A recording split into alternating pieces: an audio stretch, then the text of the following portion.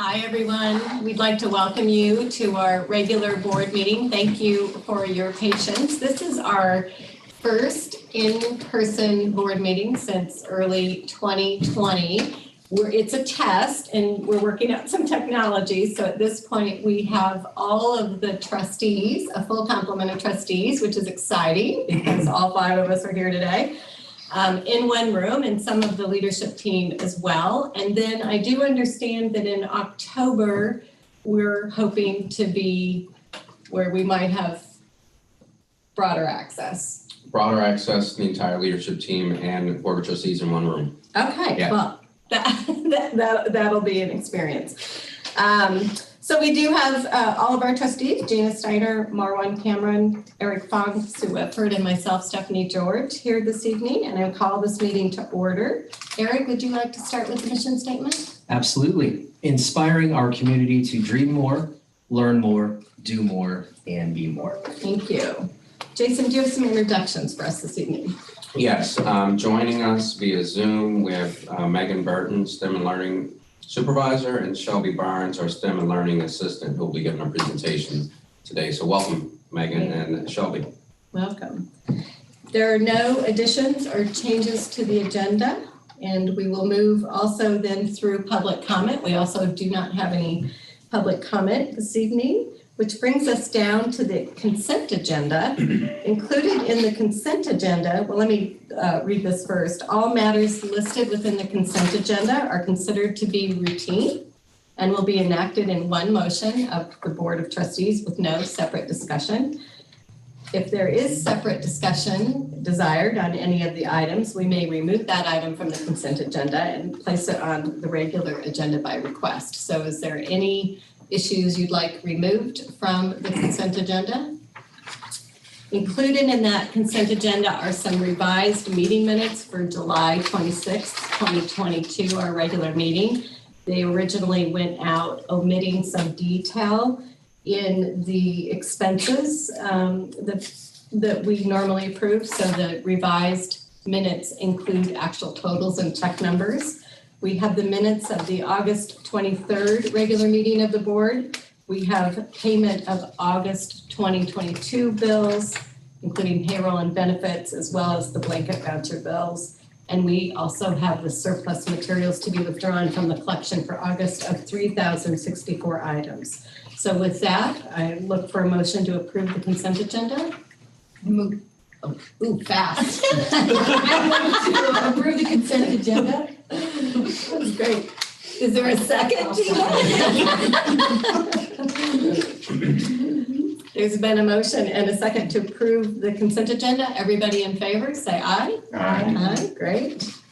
That then brings us to the next item on the agenda, presentations. And Jason introduced our presentations. Do you have further introduction? I know, Shannon, do you feel comfortable? Can you give an introduction to Megan and Shelby about what we're going to see? Sure, absolutely. So this past year, we were able to reboot our community learning internship that had been on pause during the pandemic.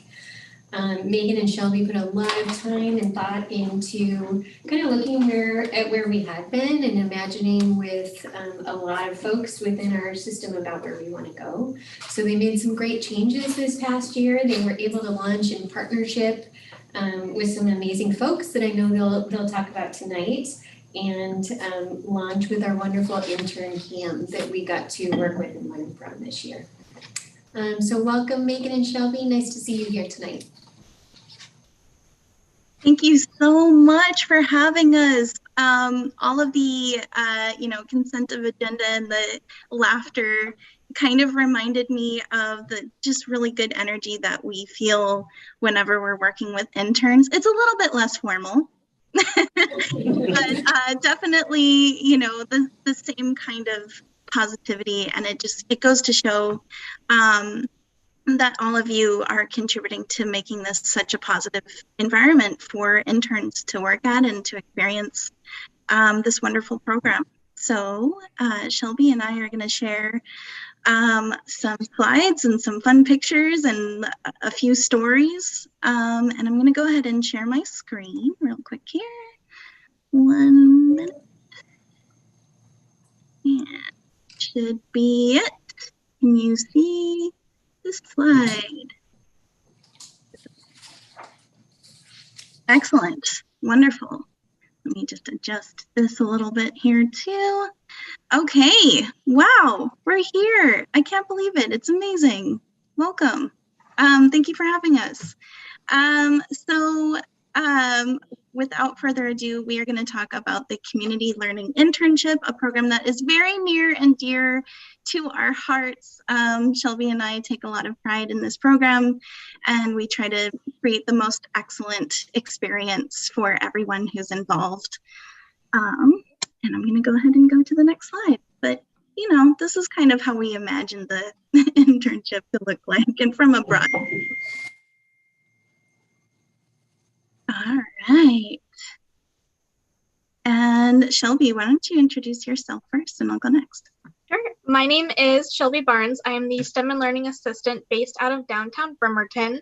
I kind of grew up in Kitsap. I've lived in Paulsbo, Bremerton, Silverdale, just all over the Kitsap area.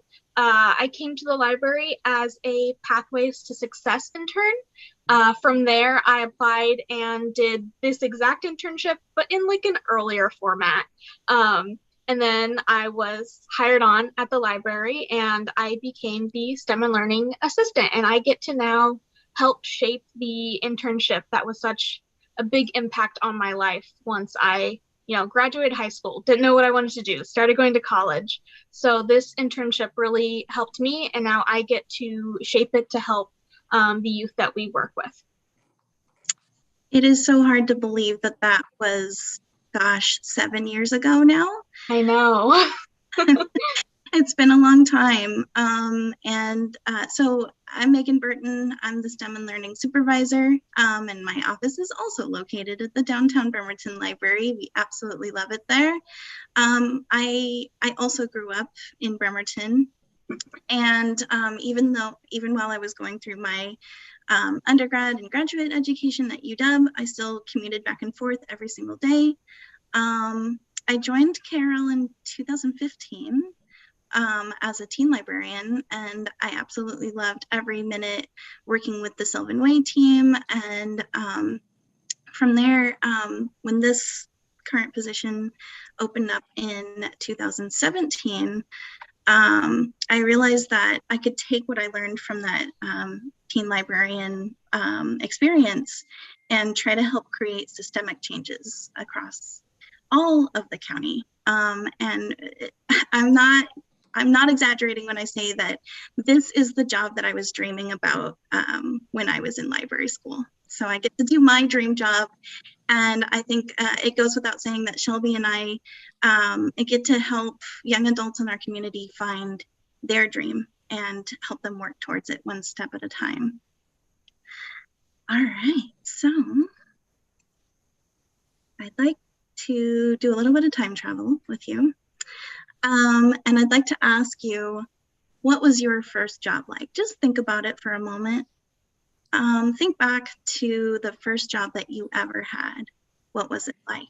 What are some of the words that you would use to describe it? Some of you might have had a first job that was really exciting and wonderful. Some of you might have had a really stressful first job, and maybe it was kind of nerve-wracking and filled with a lot of unknowns. Your support systems may also have varied.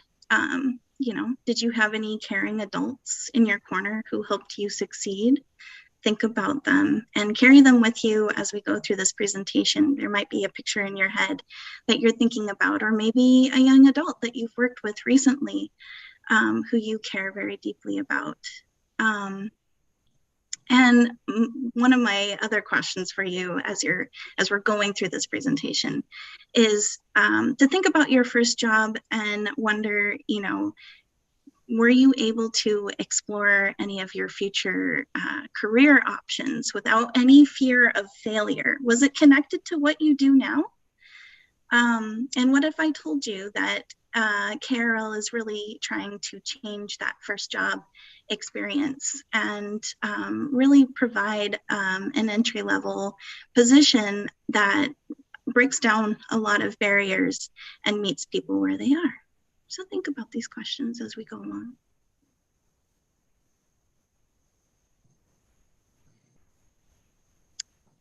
So what is the community learning internship?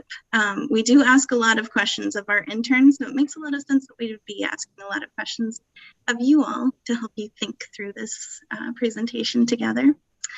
So the community learning internship evolved from some of our STEM learning initiatives across the years, from Bibliotech in 2014 and Make Do Share in 2015. And both of these were grant-funded programs that supported college and career readiness opportunities for young adults. And my goodness, over several years, we have welcomed many, many, many interns to Kitsap Regional Library across several locations.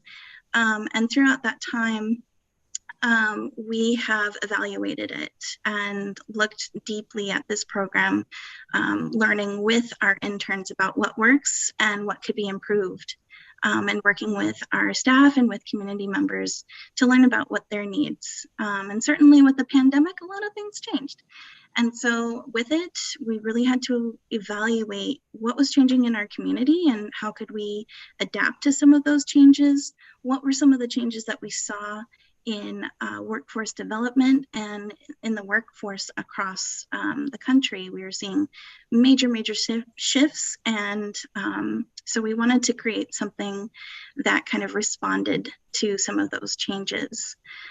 So in 2021, we kind of set forth on making those changes and talked to people across the community, talked to former interns, talked to staff members, talked to community partners, school counselors. We talked to everybody and learned about what are some of the changing needs and how can we meet those. And so now we have a program that has shifted from being just 100 hours to 360 hours. You know, we're still centering on that workforce development, but we walk them through, you know, some project-based learning, community discovery, career-connected learning, a lot of the things that were there and present before. We're still very true to those values while also opening up new opportunities. So, yeah. And Shelby, you have a few comments here too. Yeah, we are really passionate about this being a true entry-level position that requires no previous skills, no work experience to really, you know, apply to this or do it. And then once an intern successfully completes their internship, we do also offer the opportunity to apply for a substitute position within KRL to build in some of that building blocks, so that way it's not just you do the internship and then you're left, now what do I do? We have something that we can offer them that builds some sustainability for them and for their life as they're pursuing their passions and their interests.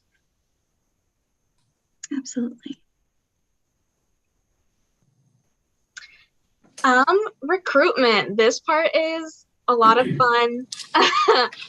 We've done a lot of different things over the years, but you know, we figured out that the very best thing that works is creating relationships with Pathways mentors, counselors at Bremerton High School, connecting with people that have connections with you know, our target audience, and then also building those connections directly with our target audience. So for example, over the past year, we worked really closely with Youth Build, and we did 2 workshops a month, meeting with them, going over some, you know, skills that they have identified that they need, skills that their mentors and we have seen are really valuable for youth. And we were able to just really build a nice connection with the youth there, as well as the mentors within Youth Build and WorkSource. And they also helped us recruit for our internship. So we were able to say, hey, we're opening up, can you identify a couple of people that, you know, would benefit from this? And they were able to send us, you know, some resumes, get people connected. And it's just a really nice way of recruiting versus, sticking up a flyer or just posting online. You really get to know these people and make those connections. So even if they don't work out this time around, maybe they're better suited, for another year, or maybe this isn't the path for them, but we have those connections with them, with the community, so then we can also help point them in other directions. So it's just a really great way to recruit by building on those relationships.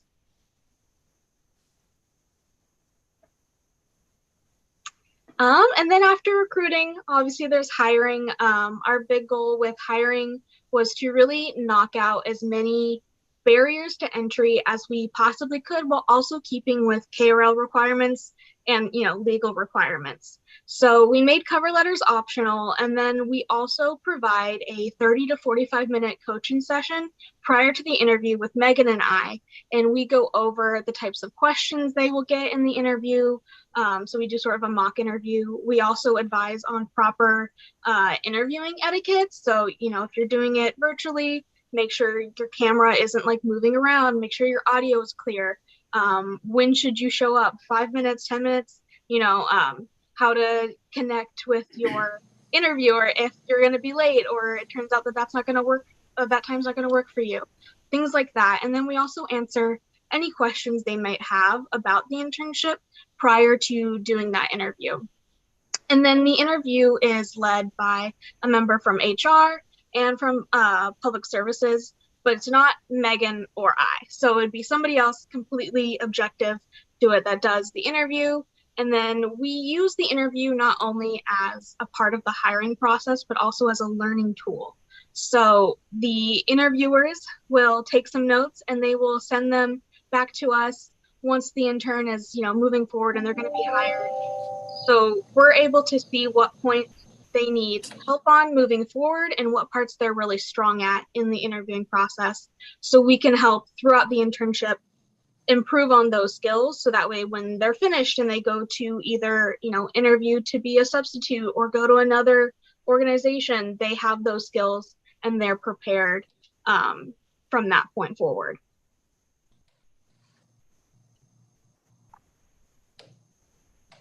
So after what feels like a very long relay race, and interns are recruited and hired, we begin the onboarding process. And this process can be somewhat challenging, especially with a big learning curve and for some folks who are experiencing their very first professional work setting. Things like the I-9, for example, can pose a lot of challenges, especially if you never have seen paperwork like that before. And on top of that, libraries are very complex places. And there's a lot to library work to learn. And so one unique element that we've introduced into the internship now is that all of the interns will start together as a cohort. And so they move through that together and they help push each other and achieve their goals together, even if their goals are completely different. We've noticed a lot through the years that when we have interns paired up, they work just amazing together. And it's so fun to watch them grow. And so, we have these intern cohorts. And then, we try to really make that process easy on them. We define what those policies are that we work with in and day out, and why they're important and why the work of the library is so important. We introduce, basic concepts in library science, things like intellectual freedom and privacy, to help them be successful with their work with patrons and staff, even if their goals are well beyond the walls of the library, even if they're not interested in, furthering their library career. Let's say they want to be, a doctor, or they want to play in the NBA. Now, those aren't necessarily jobs that would 100% fit in the library career, but there's a lot of transferable skills that they can learn from this internship. And so HR provides just a vital piece of that orientation on their first day. And then from there, the intern begins to get to know the staff members, get to know the library, and we get to know them as well.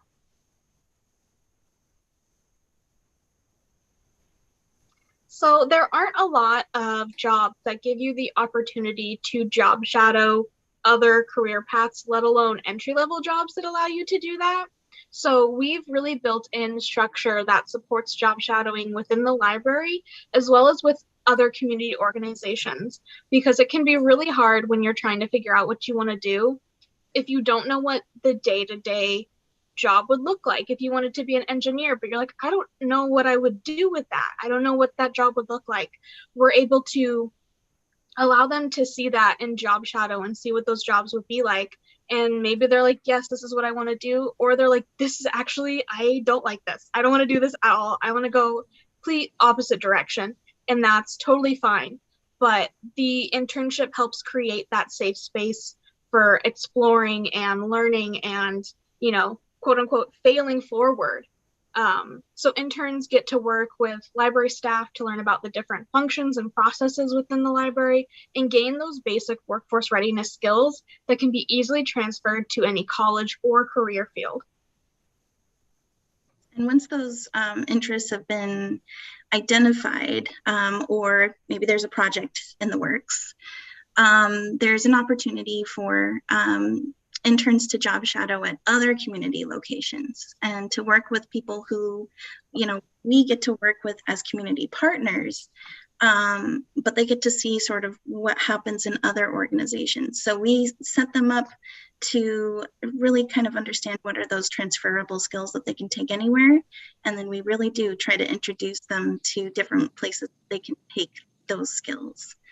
And then, you know, we really try to find other folks in the community, like all of you who are here and those of you who are listening in.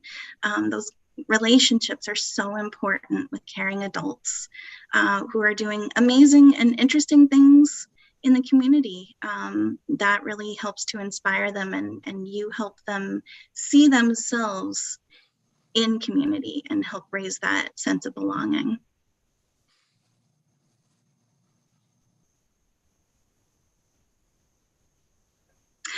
So kind of in the same vein, you know, we really like to encourage community discovery. And what that means really is to show them what is so special about the Kitsap community and all of the amazing community partners that we get to work with, or maybe some community partners that we haven't worked with before, but that the intern has shown a great interest in.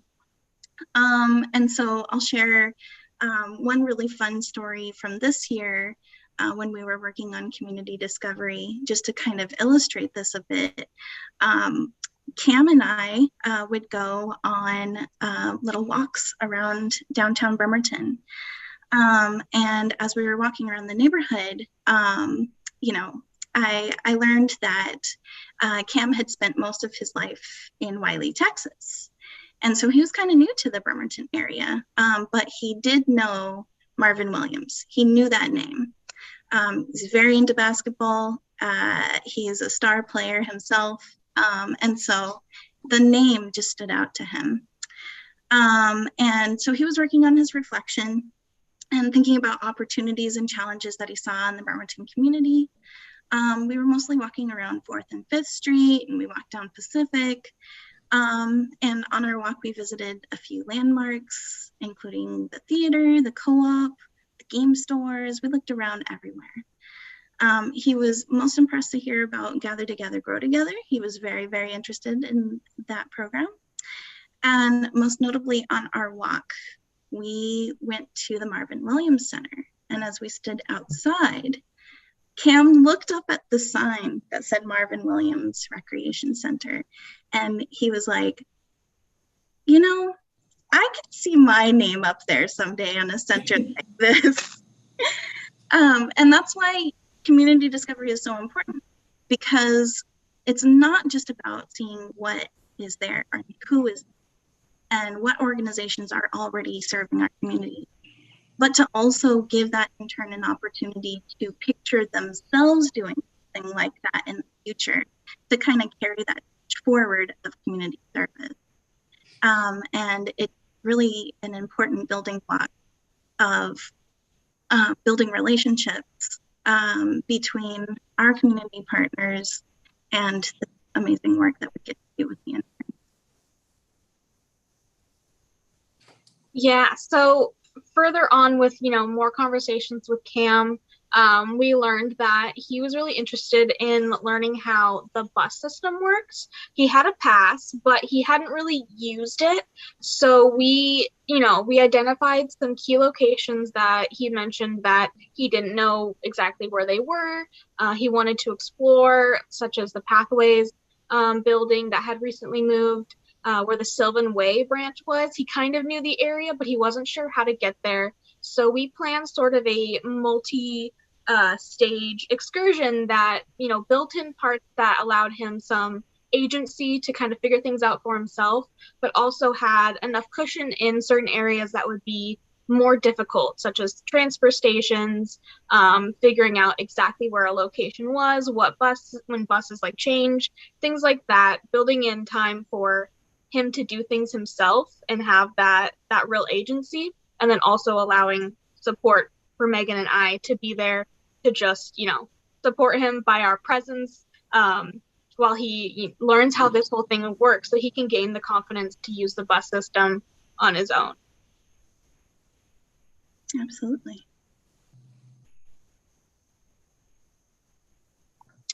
A core function of the internship model is the use of project-based learning to encourage the growth of workforce skills while also providing the opportunity for agency and discovery for the intern.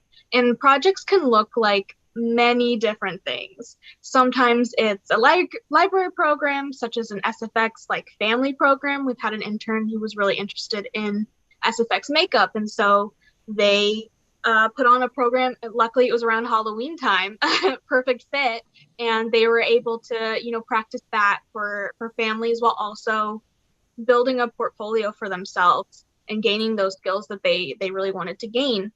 Or it can even look like exploring a career interest. So it doesn't always have to go back to the library, such as job shadowing at a dentist office or interviewing a doctor, learning what schooling would look like, what kind of fields they could go into. Anything is really possible with project-based learning. It's very open-ended, and it's a really great way for interns to explore different careers. And while the intern is focused on their project, Megan and I are able to help support them in being intentional about their work, but also point out the skills they're gaining as they go, because sometimes that's really hard to notice. When you're really focused on the thing that you're doing, you don't always recognize the skills that you're gaining as you're doing it. So we're able to point out those skills that they're gaining, and so they can recognize it in moving forward as they're going about their lives. They have the skill to identify skills that they're doing, so they can add that to their resume, anything that they need.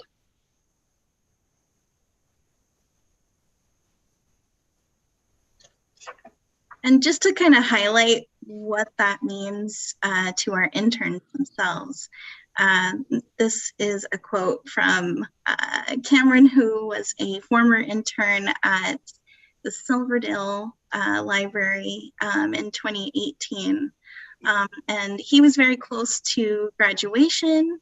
He started the internship at the beginning of his senior year in 2017. And he thought that this program was the best first job ever. And that is just really heartening to hear. We absolutely love working with our interns, but it's even better when they get something out of it as well, that they're enjoying their time with us.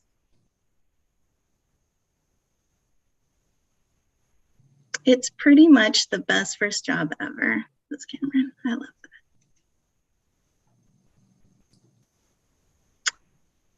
So in the time that the interns are here with us at the library, it's our expectation that they're learning some 21st century skills through STEM learning and workforce development.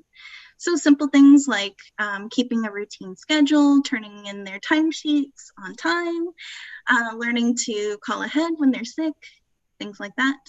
And also some more complex skills, like learning how to use Office 365 products, or how to schedule a meeting, how to create really great application materials like resumes and cover letters, or even interview skills.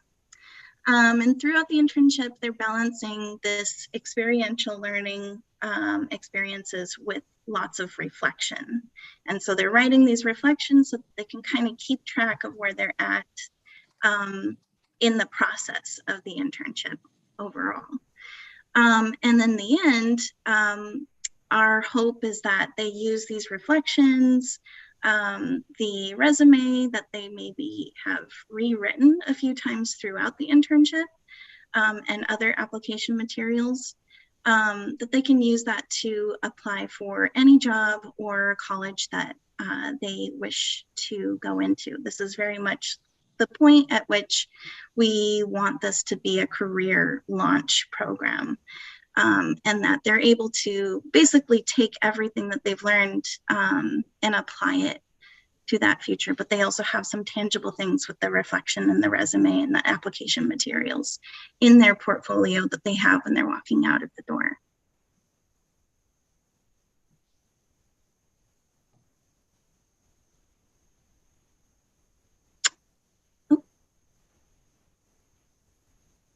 You went too far ahead. A little too far ahead.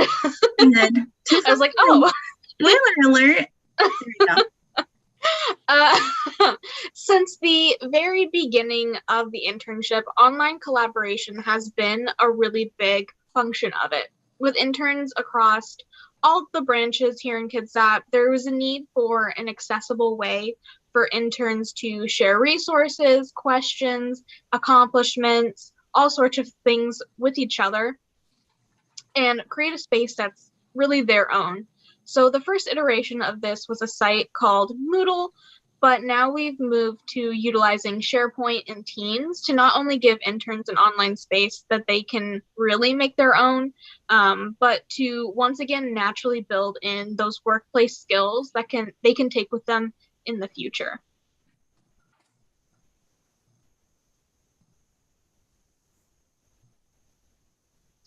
Setting and completing goals. So sometimes, for some people, it can be really easy to say, I want to be an astronaut. I want to go to a 4-year college.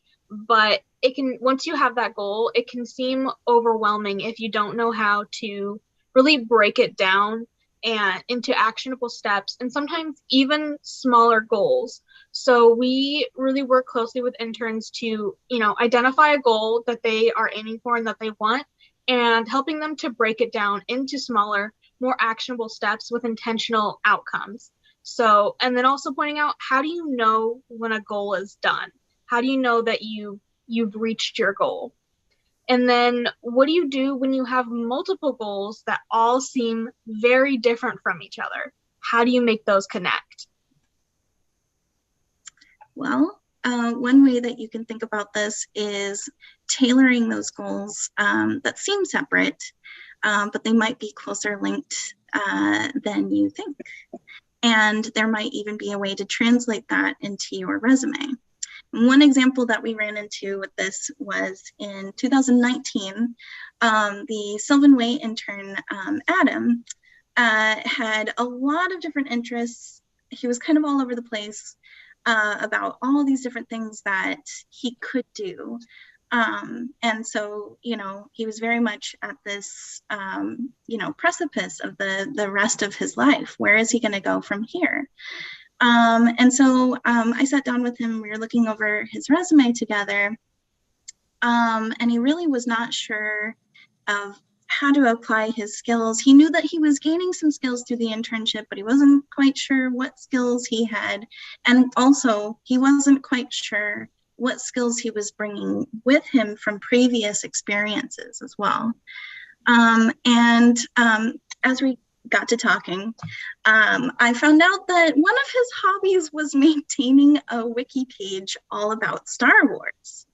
And, you know, he thought, well, oh, Star Wars, this isn't really applicable to my future goals. It's just a hobby. It's just an interest.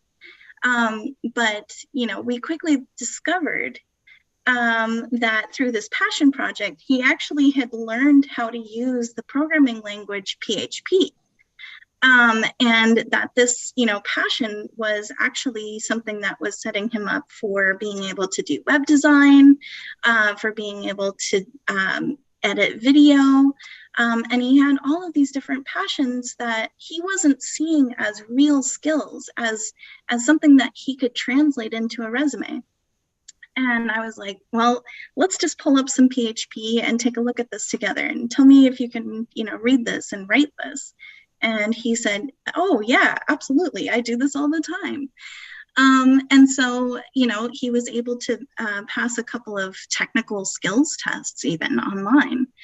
And so now I'm really happy to report that Adam is actually bringing together all of his interests, both those from a galaxy far, far away, and a little bit closer to home too, to a wonderful career in meteorology. And that's where he found his path. Wow. Cool.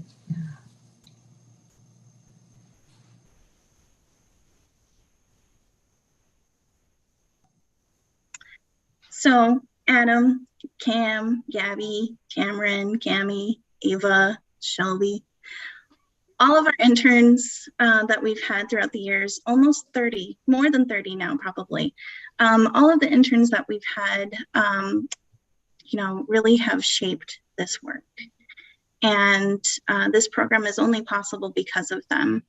And we get to know them throughout the program, but when it's time for the program to end, we do an exit interview. And we ask them about their expectations and hopes for the future, what this experience was like.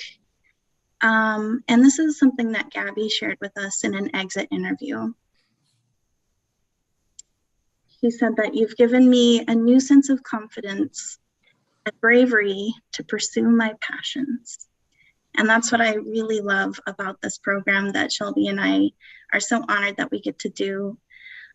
So thank you for supporting our work and allowing us to continue to do what we love and to help all of these interns find that what they love and what they want to do in their career are not so different. So thank you, everybody. Thank you. Really thoughtful presentation. I was thinking about how, you know, when you get to be our age, and you've had a lot of jobs, that all these things you learn that you don't actually realize you're learning along the way. So even something like how to answer an email or how to go to meetings, we now try to figure out how to get out of meetings. It's really, you know, the intentionality and the thoughtfulness. And I know you've taken the feedback from all the people who've been through the program is pretty amazing, but quite a compliment to both of you also, just in terms of your own resourcefulness to kind of come around these interns individually and devise their discovery is really pretty incredible. So it's really great. Thank you guys so much. Thank you so much. I just want to take a moment to say that if you ever have any questions or feedback for us, we are always open. And we also understand that there are some of you who might need more time for reflection too. Just as, you know, folks who think a lot about how people learn. If you think of something a week from now, a month from now, a year from now, something that could help interns or any way that you want to support or any questions that you might have, feel free to reach out to us anytime.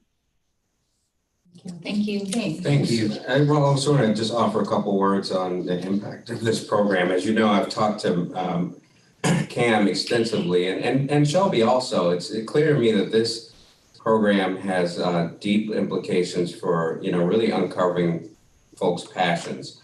And Cam spoke to it specifically when he really talked about him not necessarily having a focus and not realizing that there were opportunities not only in other areas of life, but just within libraries. I think out of the conversation we had, he was interested in, definitely working in a library one day, and he talked about getting involved in libraries back at home. He really missed his family in Texas, and he talked about, traveling back home to finish school and that sort of thing. But I think, one of the, ancillary benefits of this program, and this is very true of Shelby, is that it gave her an opportunity to have a career at Kitsap Regional Library. And so while that may not be the intended focus coming in, it's about workforce development and, mentoring and uncovering passions and developing skill sets. I think it has that unintended benefit of really educating them about what libraries are, both for society and themselves, And so I want to applaud you both for the work you're doing and keep up the good work. It's really important to us. Thank you so much. Thank you, everyone. Great. Thank you. Okay, thank you. Okay, with that, the hard act to follow. It's hard, actually. Yeah, really.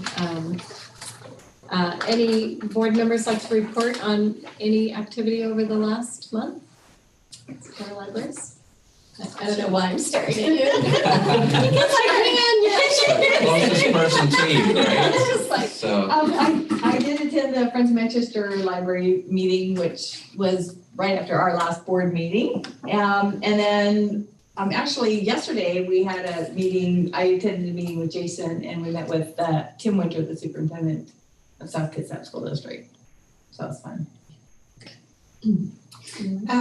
Not much. I made a little financial contribution through the foundation and that felt good and All right. that. And We like that. We'll take your money. and I saw that there was an event between the library and Heronswood, and I didn't know about it, but I was really thrilled to see that because I've been wondering how to put those two things together, and it seemed like it happened on its own, so that was really cool. But yeah, that's all I have. Thanks. Great. The Library Foundation's most recent board meeting, we welcomed two new board members, Kathy Harvey and Sarah Butler. Kathy is a retired employee from the Washington State Gambling Association, and Sarah has a very deep background in fundraising. So we're very happy, grateful to welcome two new board members. Awesome. For me, I had the opportunity to visit the Silverdale Library twice in this last month. So the Central Kitsap Community Council had an event for solving the homeless problem. So they had the HEART program there, and there were more than 110 people there. And the library staff were fantastic with trying to get all the seats up there. And at the same time, the Black Student Union was in the bottom floor and they had their event going on. The customer service was just fantastic. And then a few weeks ago, last Saturday, I believe, there was another event that I was there for. And just the staff is wonderful, very ingratiating. I needed to use the computer, didn't have my library card, so they walked me through how to do that. It's a really simple process. So I really appreciate the staff and I applaud them for their customer service and just accommodating that many people in the space and multiple things going on at the same time was really fantastic. Nice tribute, thank you. Sue, do you want to give a report from the Finance Committee meeting? Sure. Let's see. So Dan talked a little bit about finishing up the McKinstry projects and finishing up the payments, and that should be wrapping up by the end of next month.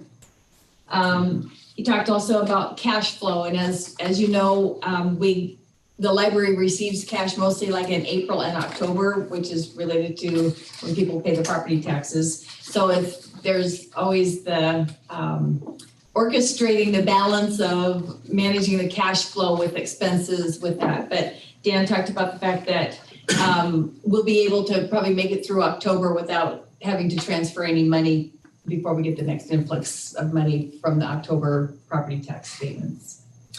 And he's also received the projected numbers for 2023 from the county. It looks like new construction is up and that revenues look good for 2023. And then also you guys are putting together the budget for 2023, and we should be presented with a draft budget in November. I think I got it, most of it. Yeah. Good job. Yeah, good job. Thank you, Sue. Dan, do you want to follow up with the financial report? Sure, thank you. The August financial report is unremarkable, which is great. That's how I like It's it. always good.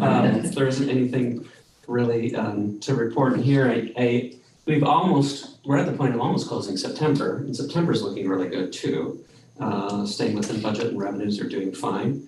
So I'm actually already looking forward to 2023. We are in the middle of an audit right now as well with the state auditor's office, which actually is going well. And one of the things that I told the auditors is we try to make it as transparent as possible for all the board members on the financials that we're giving to you. And one of the things that I've been focusing on with the auditor's office is that not only are we doing a financial report once a month, but we're reconciling all of our accounts at least on a minimum of a weekly basis.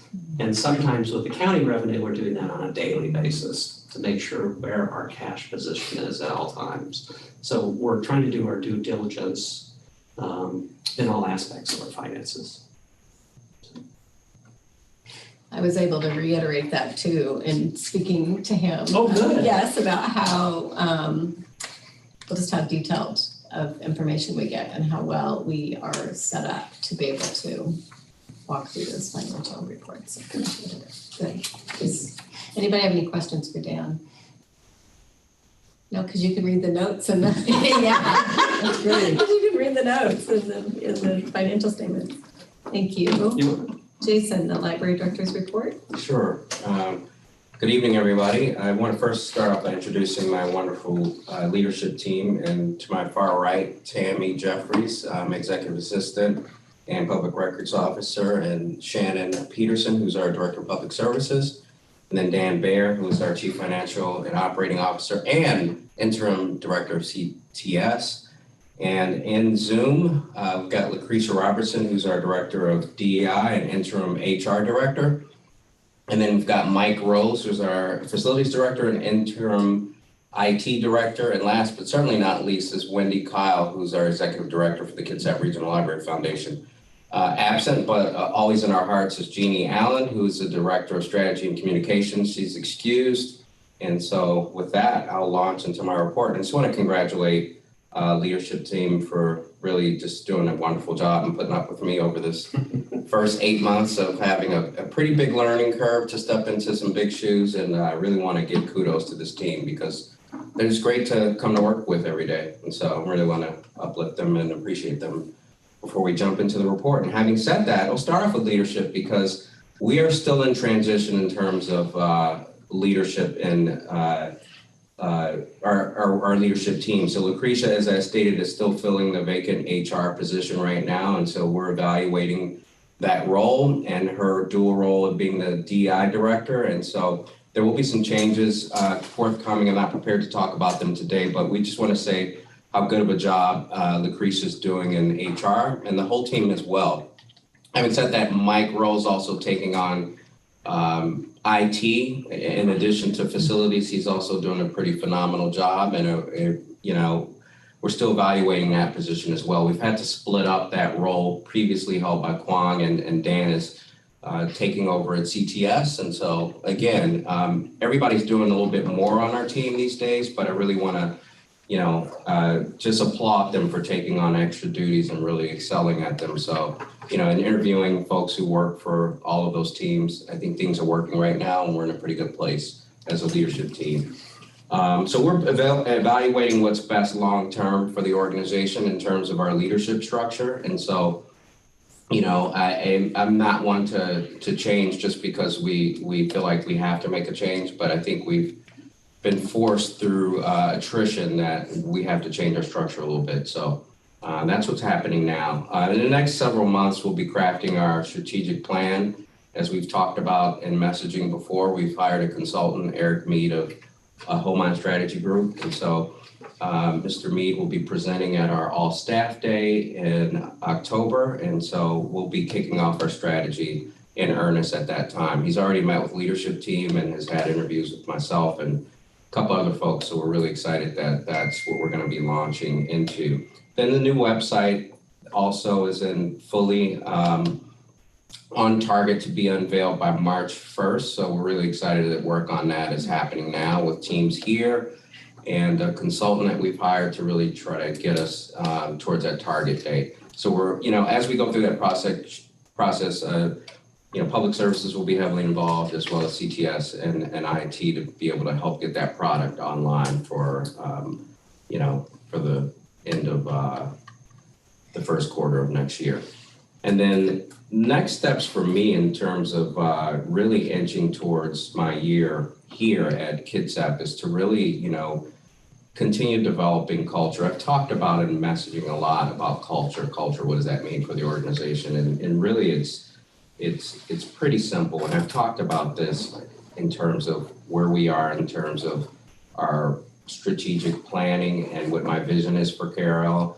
It was really reflecting on this a lot too, because I've been doing all these presentations with Rotaries and with, friends of library groups and that's the most common questions, like, what's your vision for KRL? And even in the newspaper article. And it's hard to really talk about visioning if you haven't really figured out the people who are here and the things that are happening. And so I think I've always said that, my vision always is to have a good place to work. And that seems overly simplistic, but that's really it. I think the library business takes care of itself because we really have really smart people who are at the controls here. The aforementioned leadership team and all the folks that work for them are really talented. I had lunch with CTS team today with Dan, and we have a bunch of talented people who know their jobs. I don't need to come here to tell people how to do what they already know how to do. And so having said that, culture is important anywhere you work. Besides home, you spend the most amount of time at work. So it's important for us to love to come to work. And I'm not intimating that we don't love to come to work, but there are always things that need to be tweaked. And for me, it's making KRL a place where you love to come to work. So much so that we need to kick you out at night. And so that's what I want here. And for our patrons, it's coming here and really knowing that these are the best resources for them. They have everything they need to be productive citizens, for their literacy needs, their needs for work, leisure, whatever their needs are, we should be able to fill them. Now, we can't fill every need, but I think libraries play important roles in terms of being connectors into the community. And so you'll find out later, and we'll talk about burgeoning partnerships and that sort of thing. We talked about the community learning internship. Things like that are really reshaping how libraries are able to deliver services. So I'm really proud of the work we're undertaking too, to be able to fill different needs that have popped up out of the pandemic. So that's really where we're going. It's all about partnerships, depth of services, making KRL just an outstanding place to continue to come to work to. And I'm having fun along the way. So culture is really what my focus is, and it's culture for the community. And part of that is being shaped also by community connections. As you know, it's a pillar of my directorship, is beating a path, getting out and meeting people. I've done a ton of that stuff. I've put a lot of miles on my little Mini. I've been zipping all around the county to meet folks. Just want to highlight a few of the meetings that happened last month. Previously I met with Katie Walters, who's running for a vacant Kitsap commissioner seat, and as well as opposing her as Josh Hinman. I had a chance to meet with him at Monica's Bakery to just talk about life and his work in Kitsap County. And it's important to meet with any and everyone who had perspective on this county. So we had a really good talk, and we found out we had some things in common in terms of previous work and experience dealing with abused and neglected children and foster children and that sort of thing. So also met with a consultant who works in HR development and culture development, sort of that thing I talked about, Kevin B. Dahl, who thankfully was a recommendation from Stephanie and somebody she had known out in the community who works in terms of building really that human capital in terms of working in HR. And so we've had a good meeting on different training opportunities we could have for staff. And so for me, it's all about, if you want to have a good culture, you also have to have good training, and you have to have good development in-house for staff. So that just doesn't happen by saying a lot of nice words and buttering people up. That isn't sufficient. So I'm realizing it has to be done with action, meaning continually providing training opportunities. And so, it was good to meet with him to be able to talk about, what he could provide for our teams here. And then in terms of other partnerships and going out on meetings, Shannon and I met with John Clausen, who's the executive director of Kitsap Transit and Sanjay Bhatt, who's the director of marketing, and we just sort of talked about opportunities for partnership, deepening our relationships. Currently we've been working through Kitsap Community Resources we've been working with Kitsap Community Resources with Tony Ives to be able to get bus tickets for needy patrons who, have transportation needs to be able to make it through the county. And so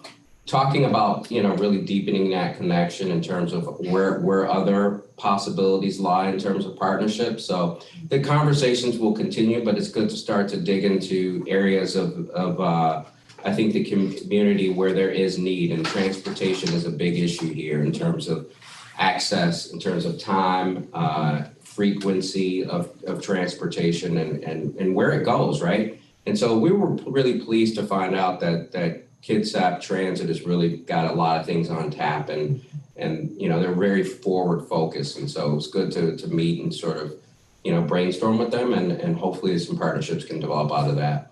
And then lastly, Lead for America listening tour.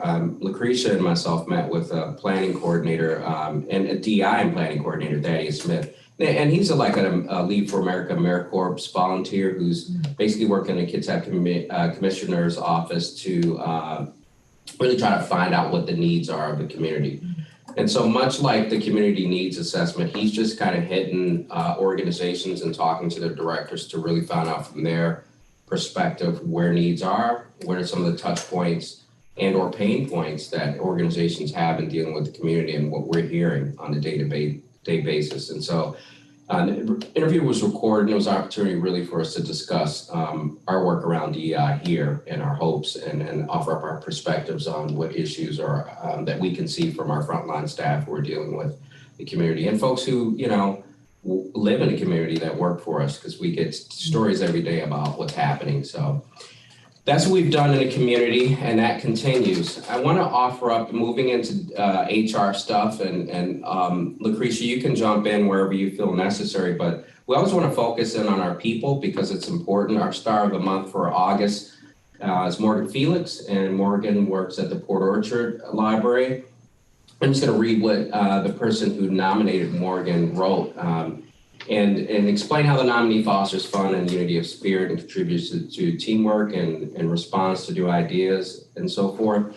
And so this person wrote, "This category is the main reason I'm nominating Morgan. He's always looking for an opportunity to recognize the work and effort of everyone around him, and he even goes out of his way to make sure there are small, fun surprises for those he sees making a difference. What is less recognized, though, is how much of a difference it makes for our whole Port Orchard team and the everyday interaction with the public. Knowing that Morgan is believing in us and waiting to offer a shout out at our team huddle, or just an encouraging word in the moment." And then lastly, to explain how this nominee is motivated, shows creativity and expertise in terms of their job in customer service, and demonstrates an ongoing commitment to quality. Morgan is a huge contributor to the work of the equity team, providing a constant stream of thoughtful ideas, feedback, and observations that doubtless makes the team help make Carroll a better place for staff and patrons alike. So congratulations, Morgan. Typically with these, and I think this was has been done for a while at Carroll, but we were just starting to get nominations. Bless you. Just starting to get nominees on it now for the second month in a row, and I'm happy about that because it's always good to have staff recognize their peers' contributions, and we want that type of. When we talk about culture, this is exactly what we're talking about. People who can uplift other people who they work with and to really highlight and shine a light on them, and we can give them kudos and weekly messages. So typically there's a small token that's given out for HR to those folks in terms of a gift card and card for recognition. So, and then on the HR front, always busy. It just seems to be really a busy season for staff changes, resignations, hires. That has continued in HR, and so we're still moving on, and HR has been very busy, and so.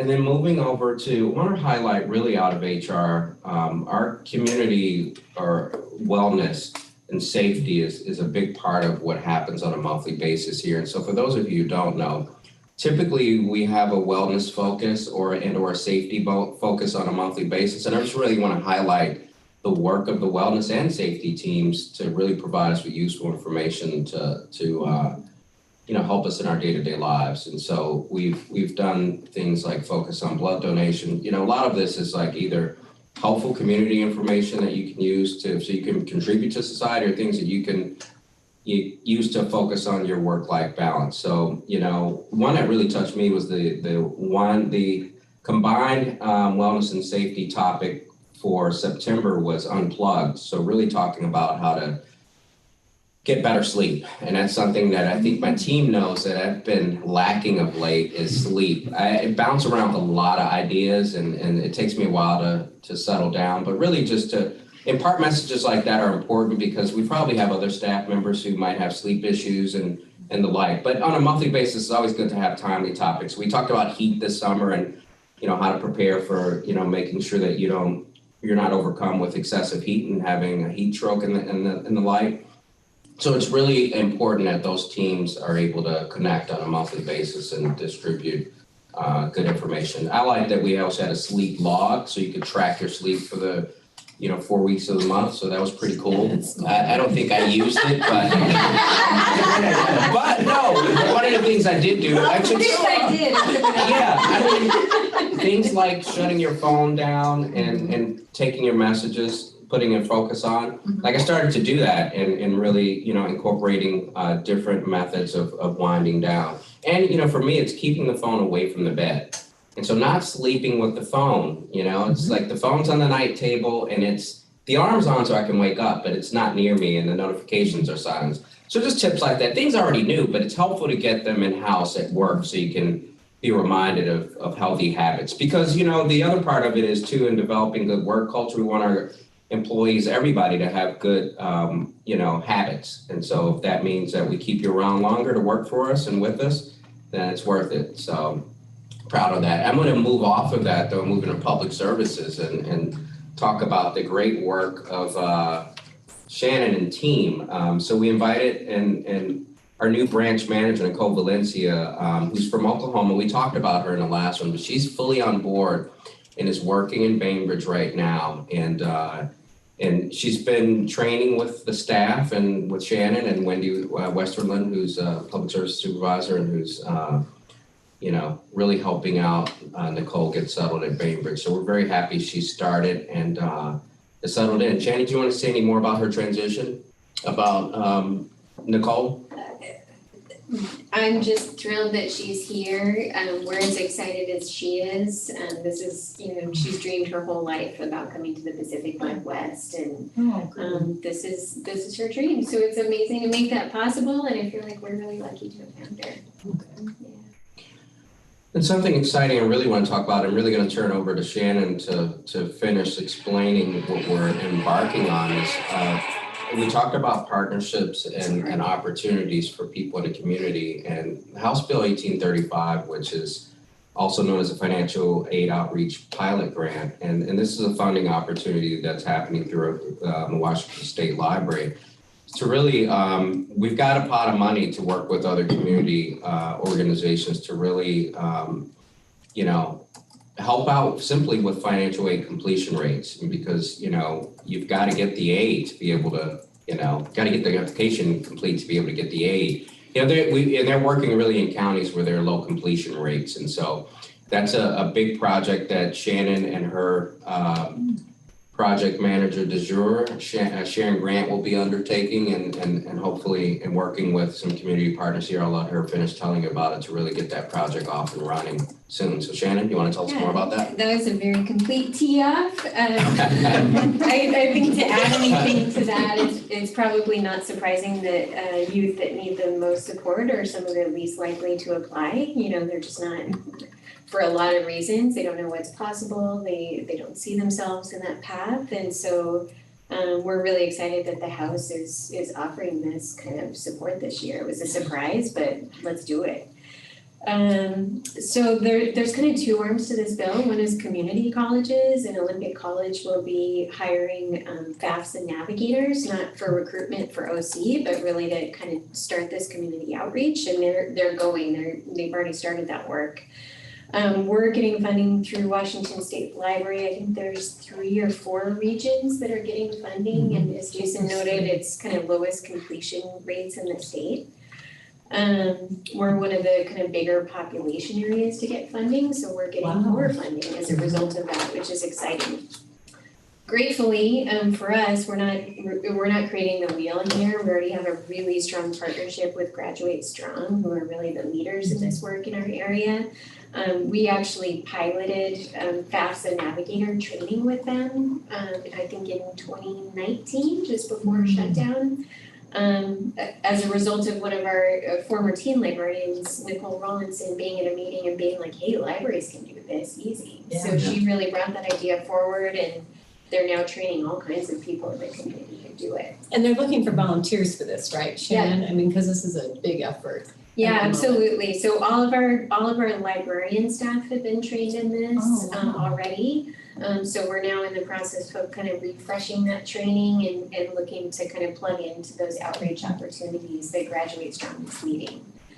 So the grant is written for libraries to partner with a community organization. So have had great conversations with Allison Roeder, who's the Education Innovation Manager, correct me if I'm wrong. Director, thank you.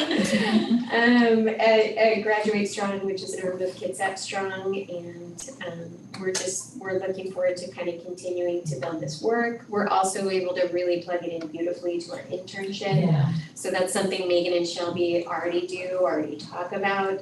And because they're working with agencies like Pathways to Success that are involved, it's sort of like bringing all of our favorite people to the party. So that's great.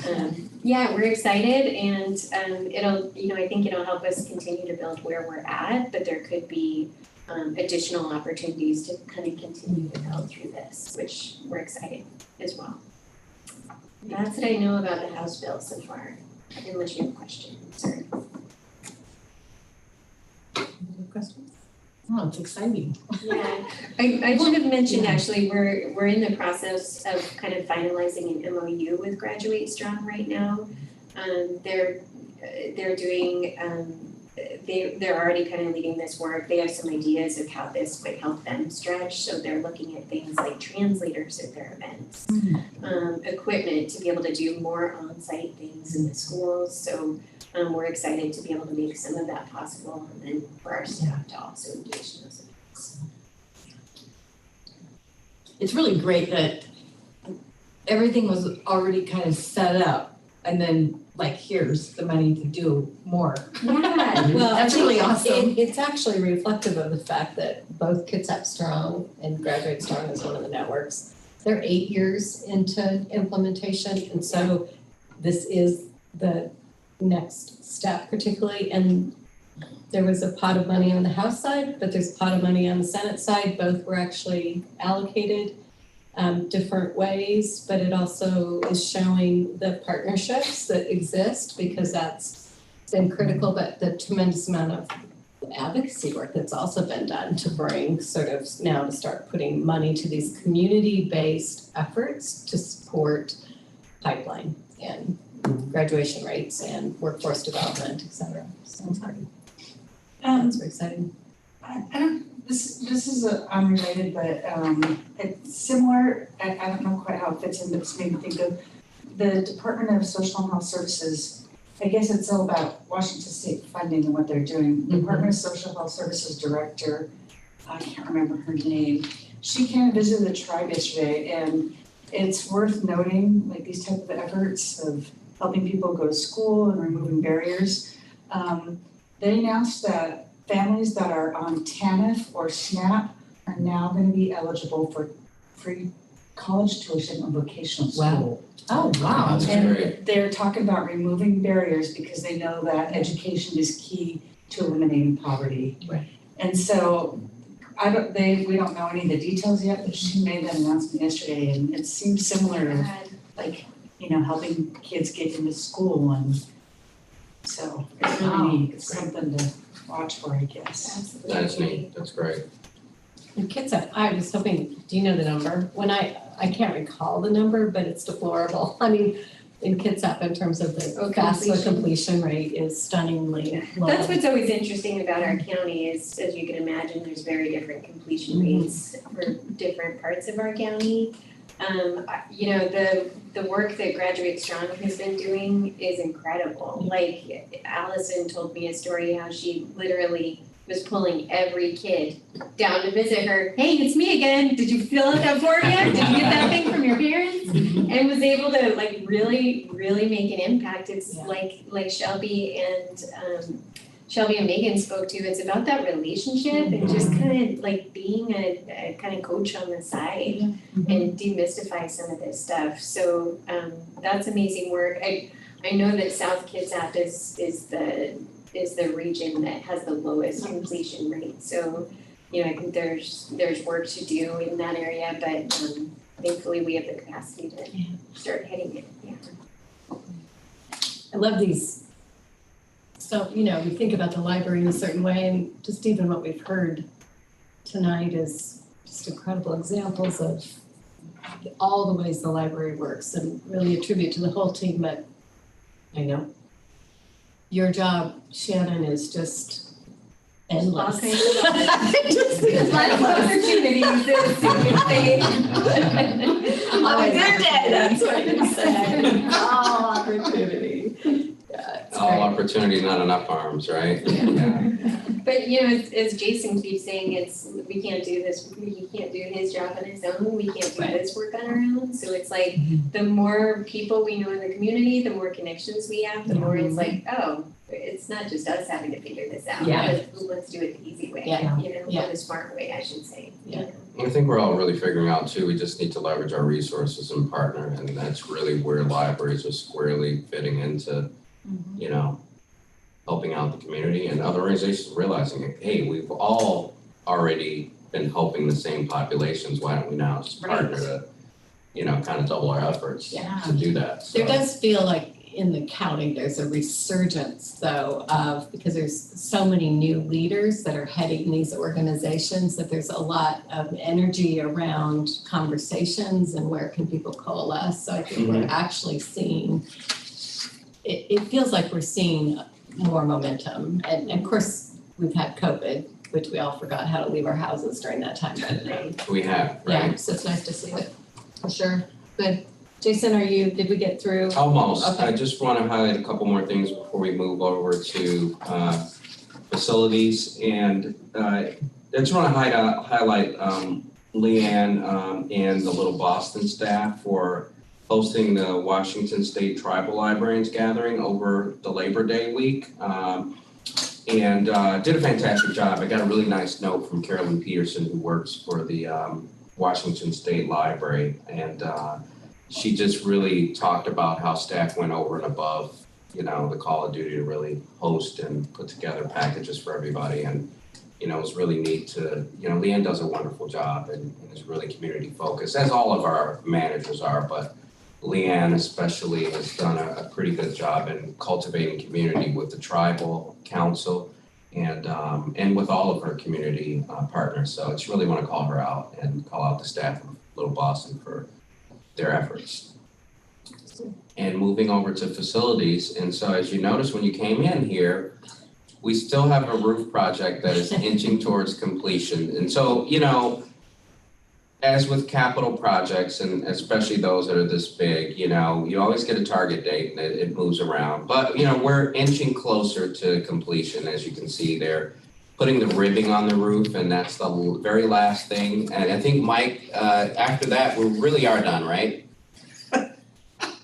Yes, we really are done with the roof once that's all in place, which they hope will be the end of the week, but I've said that before and they've been wrong. So with potential for rain tomorrow, that could again delay us, but hopefully by the end of the week, and then punch walk and be off the roof. Correct. A couple other things happening in terms of facilities and minor capital projects. Bainbridge is getting some asphalt work. I think it happened yesterday, did it not? And so Bainbridge, we closed to get some asphalt work done in the parking lot. And then the switchgear work here, that is pending date of implementation will be the 8th through the 10th of October. And so we've already got a holiday on the back end of that. And so hopefully that date won't change and we'll have our electrical switchgear upgrade. And then in terms of IT, Mike, do you want to talk about some of your activities, particularly with beefing up our cybersecurity? We've had a couple pretty specific phishing attacks that, we're pretty concerned about. And Mike, since he's taken over IT, is really working on strengthening our defenses for that. So Mike, do you want to offer a little bit more? Sure. Without going into too much detail, because it's just better if I don't. It's high level. Yeah, as Jason pointed out, over the last several weeks, KRL has been the target of very directed, customized phishing attacks.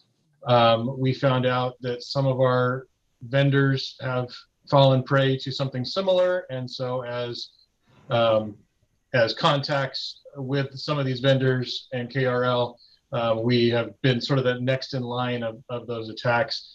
They were very sophisticated in that they have completely spoofed our splash pages and were able to send emails into our system.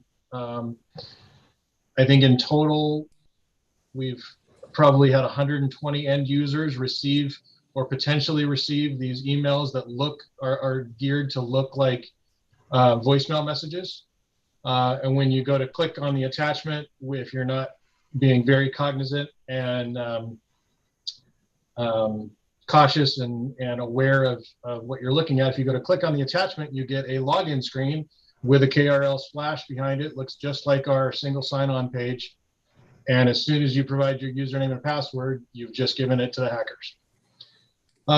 So we IT have been as on top of that as possible.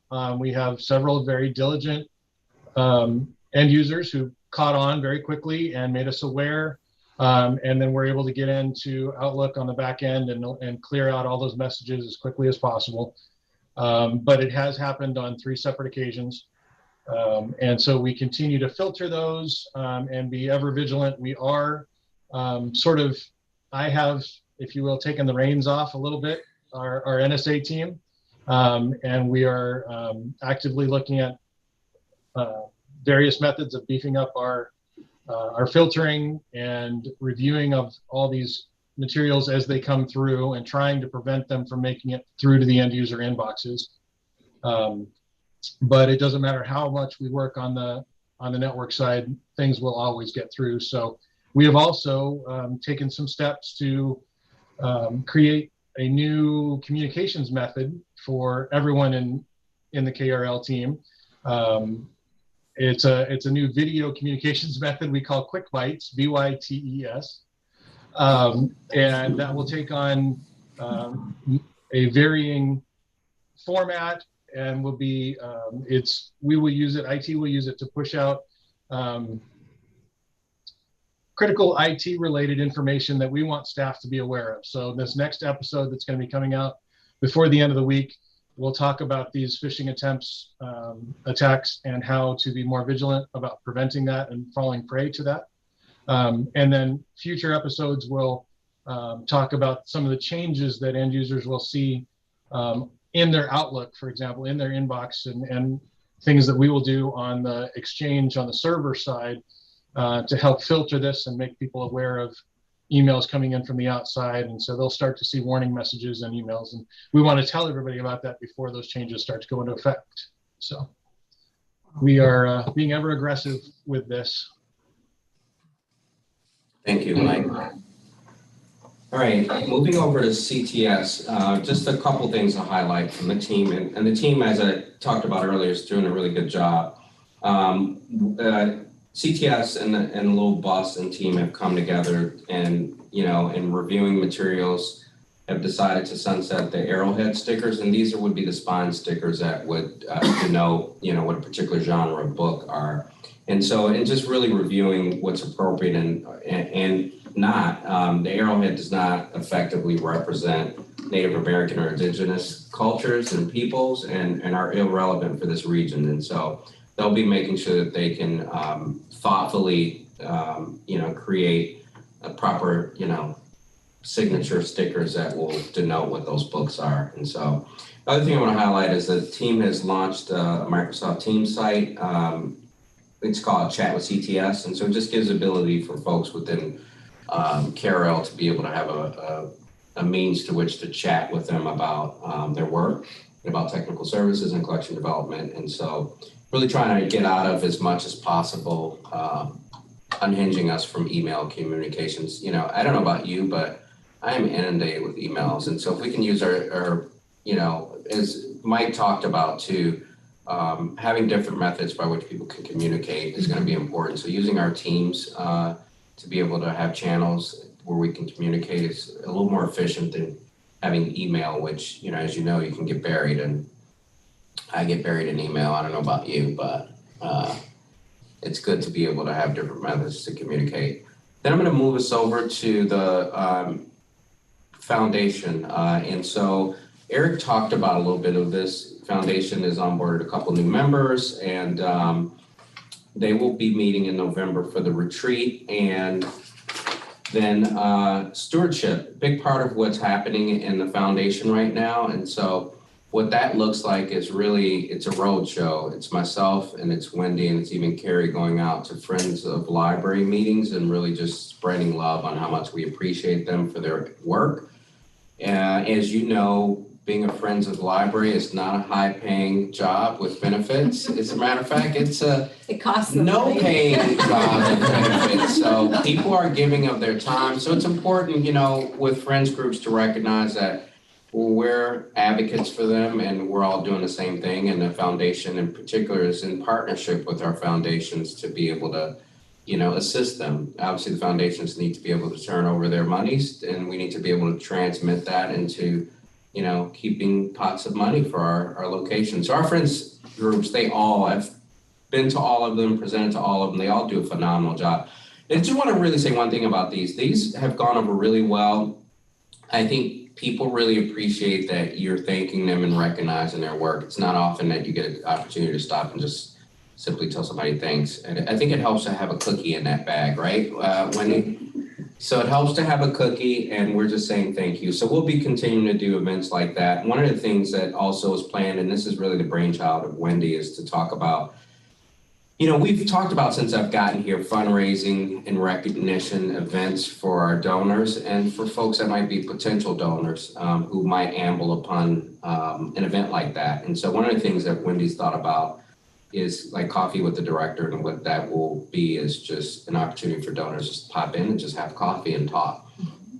And it's more of a way for them to do it in a way that's not intimidating for both myself and whoever that person is. And also it's open enough that any patron can stop in and also have coffee, and simply we can tell them thank you for using our services, and that's it. And Wendy, did you need to highlight anything else from the report from this month?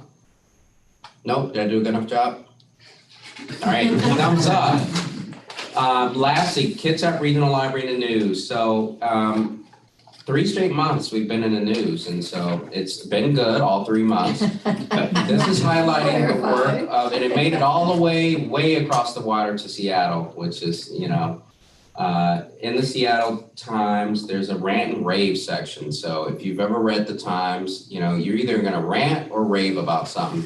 And I think everybody's ranting or raving about the Seahawks. And then there's somebody snuck in something about KRL and mobile services and how, efficient that team is and how great they are. And it really called out Karen Moreno, who's, one of our library associates with the mobile team, and she's phenomenal at what she does. I've been on a ride with her, and just really caring and compassionate, and you have to be in that job. And so it was really neat to see her called out. And it's just a small blurb, but it's good that we're reaching far and wide. And obviously the person who she touched, probably living here, but just submitted it to the Seattle Times. But it's good to get the knowledge about what Kitsap Regional Library is doing across, Puget Sound. So just want to mention that. She does a phenomenal job, as does the entire mobile services team. But since this was called out for Karen, I just want to lift Karen up for the work that she does, because she really is genuine in what she does. I popped a couple pictures in there because in these ride-alongs, she really does, the camaraderie that exists between the recipients of the mobile services runs and them is really phenomenal. It is a caring group of people, and they count on these visits on a monthly basis because for them, particularly in the pandemic, what's happened is there's been like not a lot of human contact. And I think the mobile services unit has really been elevated in that, you know, they look forward to those visits and it's almost, it's like this person mentioned, it's every library delivery is like Christmas, and that's good to know. And so this team has really touched a lot of hearts. And so I just wanted to highlight that. And that concludes my report. Thank you. Yep. Let's figure out, like, where are we? I think we got a couple policies or something. We're on yeah, we do. We've left them. So there's no correspondence this month, no old business this month. We have 2 policies to review as items of new business. The first one would be the staff technology use policy. It looks like you're up for that. I am. And so and I won't read the entire policy, of course, but just the crux of this policy, and they're pretty standard for organizations like us in which we, you know, have a lot of property in the form of technology and I have one here, it's my phone.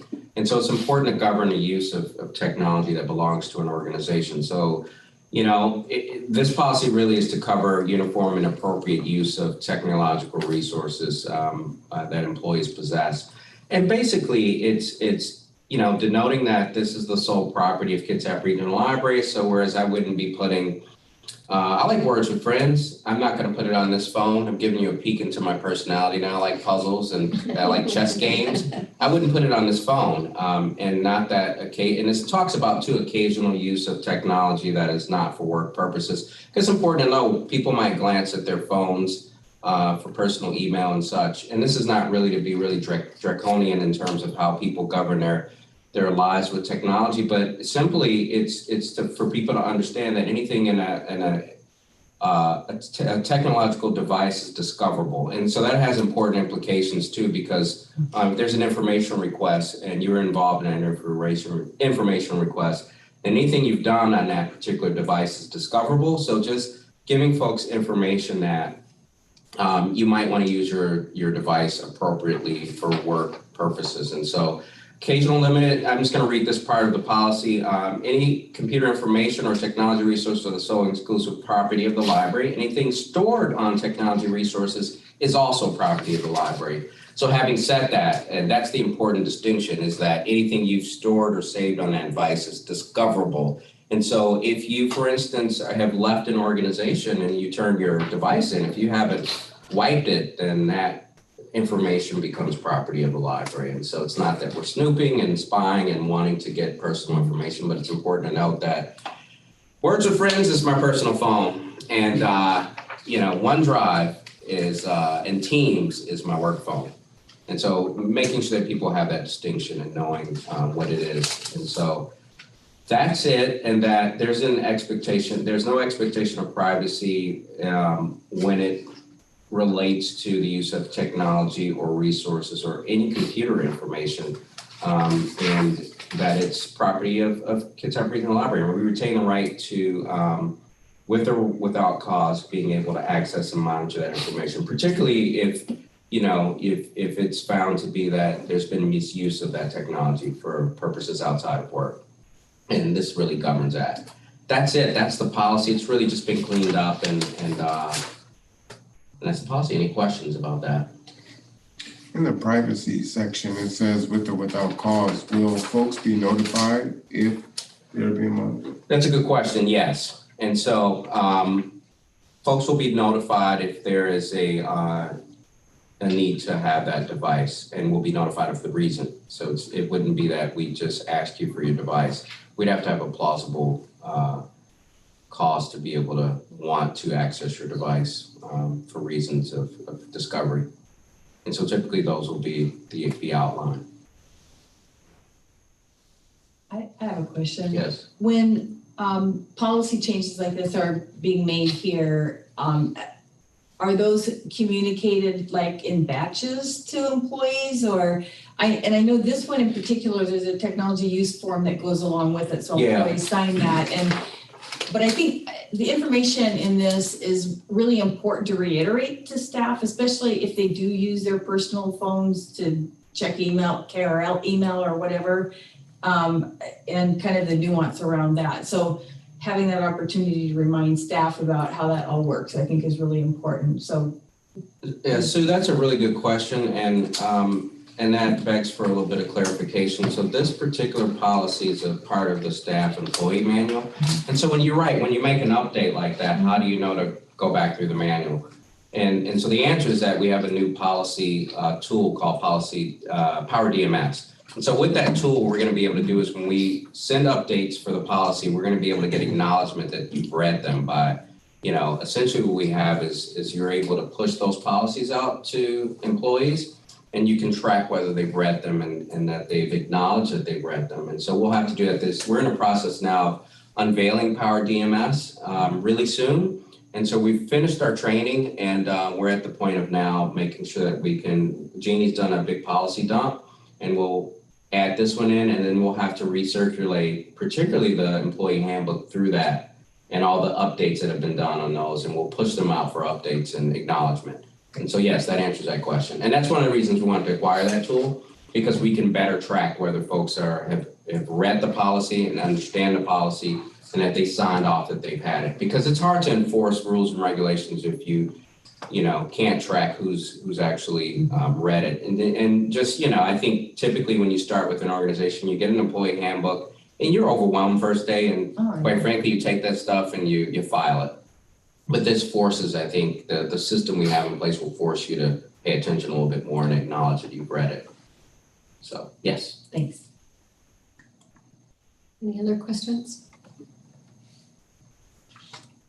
Just one more. For clarification, you were talking about you have your phone for games and you have your phone for your Outlook. If you were to use your phone for games to check your KRL email, then that phone would then be subject. Yeah, if you use I use my personal phone also occasionally to check for KRL, sometimes email, your phone could be discovered. If you have Outlook, for instance, on your phone is anything that would be subject to an information request and it's using, you're logged into your KRL email, that's property of KRL. So you have to understand that could also be discoverable. So if it was required for someone to access KRL data off-site, would a reasonable accommodation be a phone for them or a laptop that they could check out if they needed to? Correct. Okay. Correct. We don't need to discover someone's personal device if we can already access the same information on the KRL Correct. server. Yeah. If it's in the server, we would need it. And so the biggest issue I think with this is texts. If you're doing work-related texts on your personal phone, those are discoverable. Gotcha. Okay. That's one of the biggest issues that we have with that. So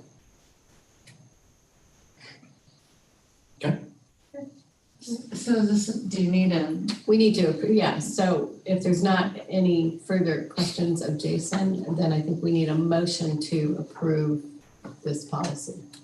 Correct. I'll make a motion to approve the updated staff technology use policy. I'll second it. Okay. Is there any further discussion? Hearing none. All in favor, say aye. Aye. Aye. Motion carries. Okay, Wendy, you've really got closer position for the most part. Not the enviable position, but would you like to provide a lead in to the fundraising and donation policy? Yes, I will do that. Can you hear me okay? Yeah, We you can. can.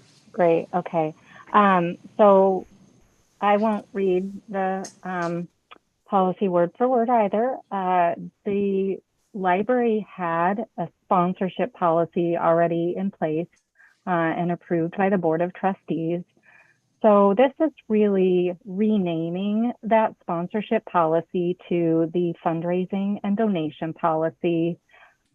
And then expanding the language beyond just sponsorship to really designate the foundation to receive, administer, and steward the monetary gifts that the community gives to support the library, as well as bequests and endowment funds, and then also to obviously conduct fundraising campaigns and do the fundraising for the library. So this, the policy statement has been expanded to really provide that designation and description. And then in the internal pieces, which are also available for you to review, the changes to the policy again were tightening up the guiding principles. So there was the language there and the principles that had already been defined by the library and the Board of Trustees have not really been changed. More the edits were to kind of really tighten and succinct all of that language up.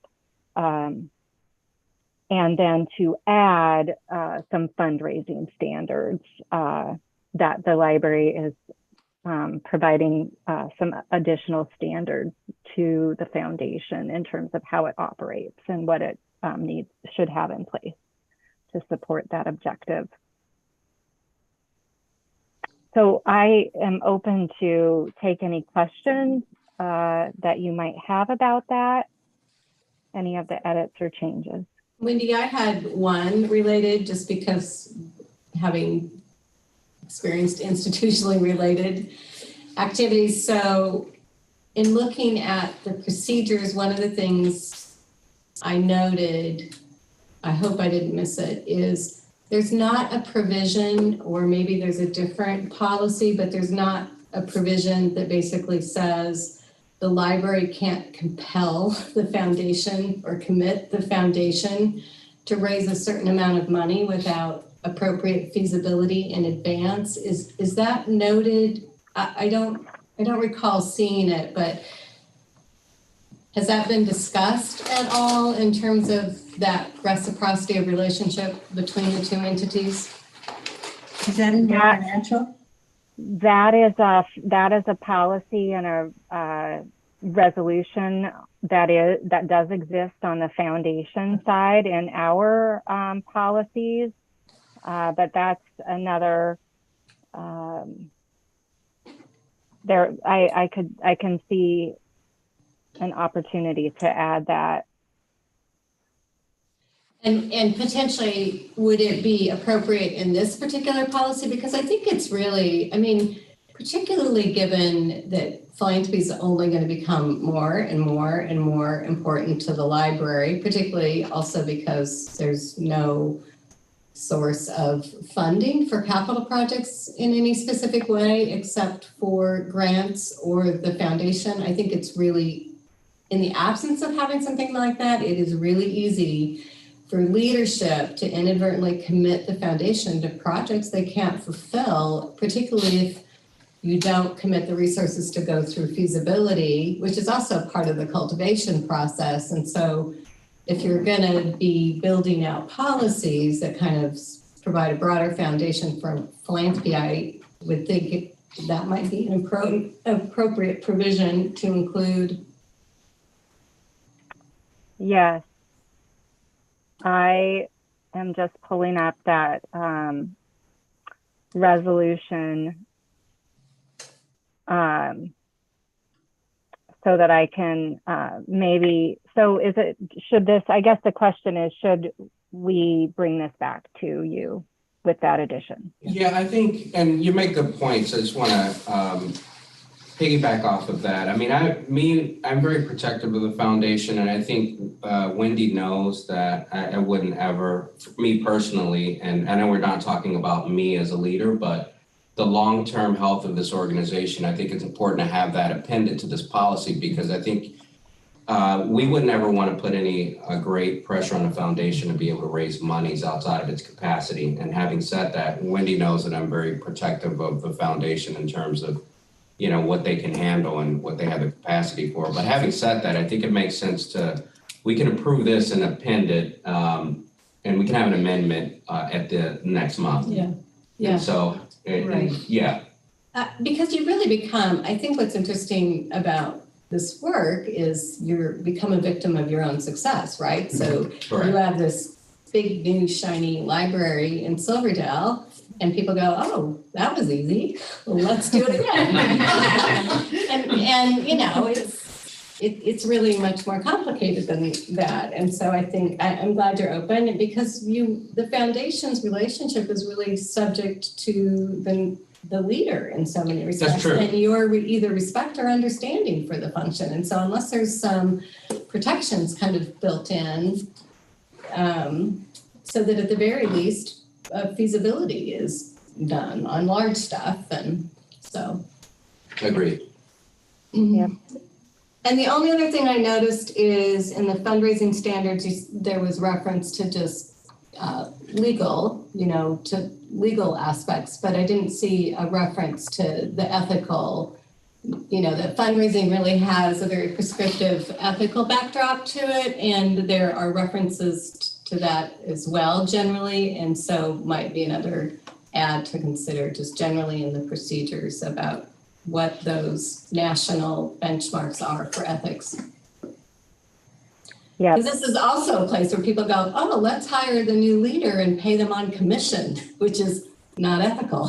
No, and not part of not at and all. not part of the specialty. So those were just the two things I noted. Thank you. Are there questions? And in light of those two things, I think it's important. Ethics should play a part in everything we do. And we often talk about ethics in our work, particularly when it comes to finances. And I think in light of those two things to add, I think it would be prudent to just defer the entire policy until next month because it's just a waste of time to come back and we can do it all in one sweep. And so if the board would not mind, I'd like to defer that particular policy until October and come back. And we'll get it to you in enough time to review and so that you can make the appropriate recommendations. Good. Good. Thank you. It's nice to see philanthropy really start to be recognized in a more, it's just the evolution of the maturity of the foundation and the success and certainly the public's understanding of the value of giving to the library to support its work too. So good. All right. We have made it to the finish line. To housekeeping, we're just noting our next regular meeting on Tuesday, October 25th. Again, here in person at Sylvan Way, pending our ability to also be able to continue to evolve the technology in support of having a hybrid meeting and no other items to note. No. With that, I had a 1 o'clock on the 29th for something to do with the library of this month. Am I misguided on that? education. Educational session Oh, on the okay. 29th. That's your staff. It's us. That's leadership and board, Okay. yes. I don't have where, so I am misguided on Yeah. some level. I'll have Yeah. Tammy reach out to you after the meeting. Thank you. And give you information on that. Great, thank you. No other business. I'll adjourn the meeting. Thank you, everyone. Good night, everybody. Good night. It's actually worked pretty well.